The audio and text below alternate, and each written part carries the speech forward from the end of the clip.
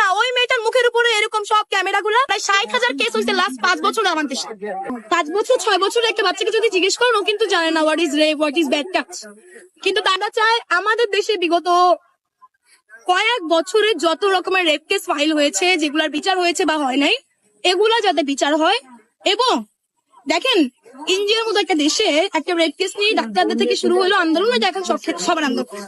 আমার দেশে একটা মেয়ের রেপ হতে, একটা মেয়ে ধর্ষণের শিকার হইলে আপনারা বলতে পারবেন কয়জন মামলা করতে চায় বা মামলা করতে গিয়ে আসলে কি হয়? কারণ দেখেন, আমি যদি বলি যে আমাদের সোসাইটিতে এইটা একটা প্রবলেম যে একটা মেয়ে মামলা করবে, মেয়ের রায় হোক আর না হোক, মেয়েটা আজীবনের জন্য সেসব 14 গোষ্ঠী কেনে সবাই গালি দেওয়া শুরু করে। ঠিক আছে, তো আমাদের দেশের ব্যাপারগুলো হচ্ছে এরকম। কিন্তু দেখেন, আপনি কি বলতে পারবেন আপনার ঘরে যে বাচ্চা আছে ওই বাচ্চা 24/7 সেফ থাকে কিনা?